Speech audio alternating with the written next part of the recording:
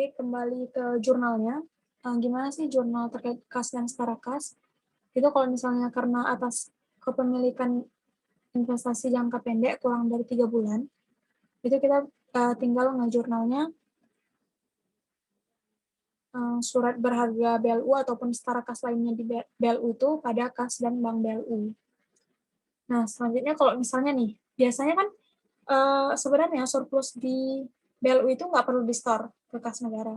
Tapi kalau misalnya melalui dokumen tertentu gitu kan harus terus atas perintah dari Menteri Keuangan itu harus di-store, maka jurnalnya setoran surplus BLU pada kas dan bank BLU. Karena ini berhubungan dengan kas, jangan lupa di jurnal di buku besar kas.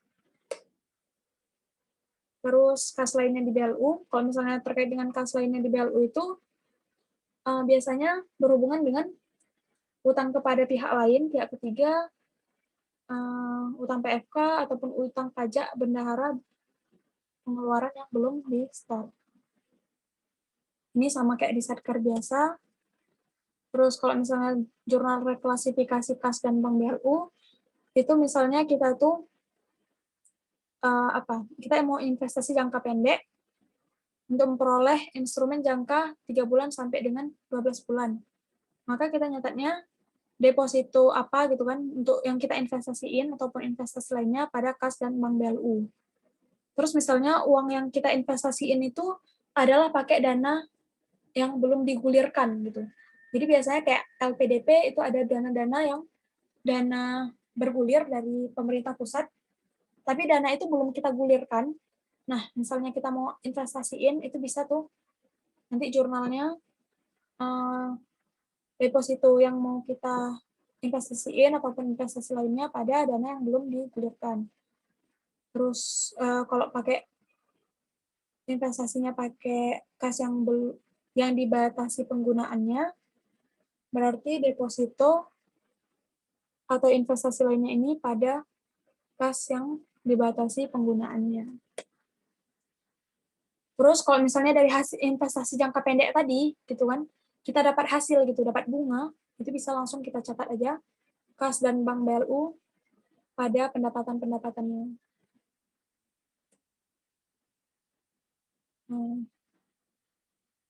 Kalau sekarang ini adalah investasi jangka panjang.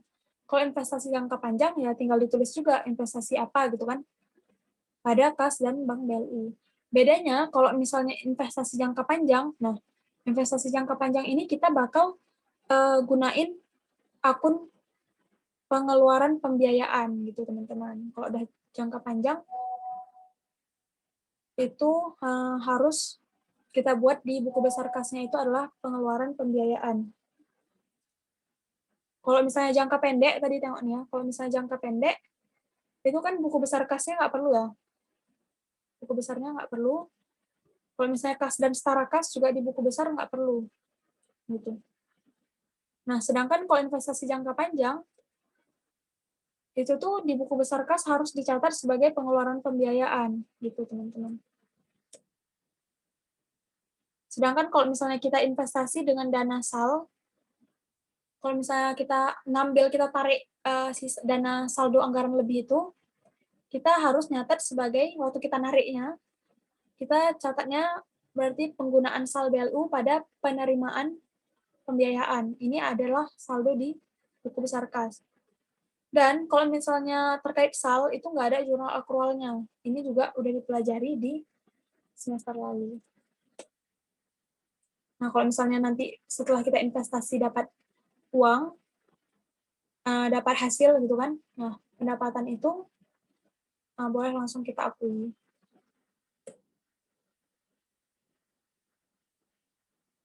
Selanjutnya, investasi dana di Pabun. Kalau misalnya investasi dana di Pabun ini adalah misalnya nih, biasanya kita tuh dapat alokasi dari BUN, Bendahara Umum Negara, untuk kita investasiin gitu. Misal tadi dana bergulir kayak LPDP, ataupun kita tuh dapat dana bergulir yang harus dana bergulir itu biasanya alokasi dana yang untuk kita bagikan gitu untuk kayak penjungkit penjungkit modal gitu lah, kayak penambah modal gitu untuk UMKM dan lain sebagainya. Nah itu kan sebenarnya harus kita salurkan ya. Jadi pas kita dapetin uang itu dari BUN, kita nyatetnya dana kelolaan yang belum digulirkan pada utang jangka panjang BLU kepada BUN. Selanjutnya, kalau misalnya dana itu udah kita bagikan, tapi masih dalam bentuk surat ketetapan gitu kan. Nah itu tuh bisa kita buat dana kelolaan BLU yang belum digulirkan pada piutang-piutangnya. Gitu. Ataupun kalau misalnya udah terrealisasi, berarti pada investasi langsung, investasi BLU, pengelolaan dana investasi permanen ataupun non permanen gitu kan, ataupun dana bergulir kemana gitu.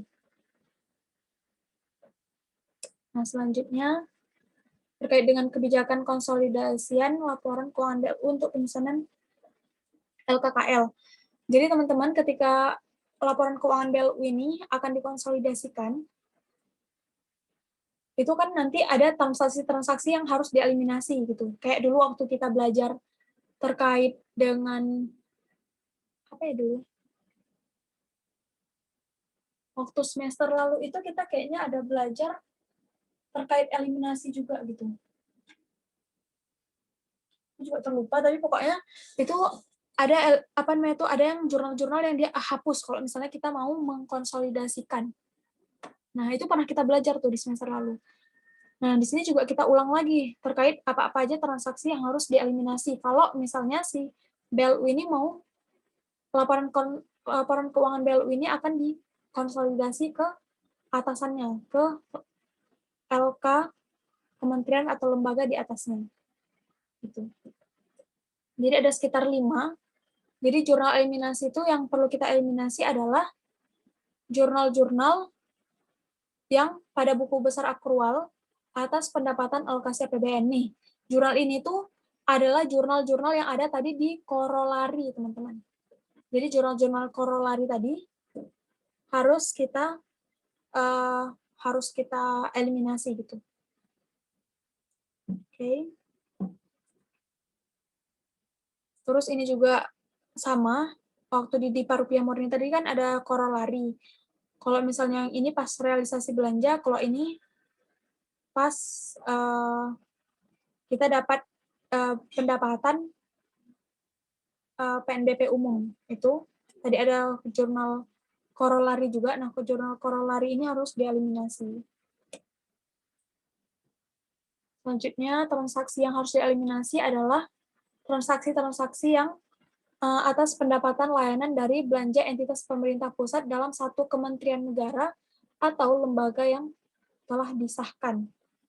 Jadi misalnya nih, ada pendapatan-pendapatan yang kita berasalnya itu dari pemerintah, satu entitas-entitas yang di pemerintah pusat, baik itu dalam satu kementerian ataupun di luar kementerian yang berbeda, tapi masih dalam entitas pemerintah pusat, itu tuh di akhir tahun harus kita eliminasi juga, teman-teman. Kenapa? Karena kalau misalnya kita nggak eliminasi, itu kan nih dalam satu kementerian pemerintah pusat ya. Jadi pastinya di KL-nya itu sebenarnya udah buat jurnalnya. Jadi kalau misalnya kita juga buat, itu otomatis akan double counting. Jadi makanya harus dieliminasi. Dan yang terakhir, jurnal eliminasi adalah jurnal eliminasi untuk pengakuan piutang atas tagihan pelayanan BLU yang bersumber dari entitas pemerintah pusat.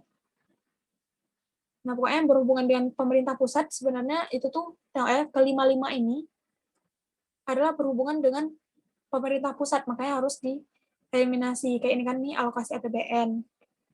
Nah, ini PNBP umum. Ini terkait dengan ini pemerintah pusat juga, ini pemerintah pusat, ini juga terkait dengan pemerintah pusat. Nah, jadi kalau misalnya terkait dengan berhubungan dengan pemerintah pusat gini, inilah yang harus dieliminasi biar nggak jadi double counting gitu. Oke, sekian dari pertemuan 10 ini, video pertemuan 10. Mohon maaf jika ada kesalahan ataupun kekurangan.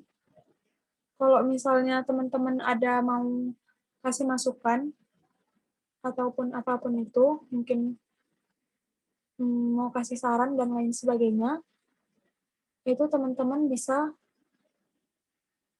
langsung ketik aja stainer.id/bebas. Nah, di situ teman-teman bisa kasih saran, masukan, maupun lain sebagainya. Sekian dari video kali ini. Terima kasih.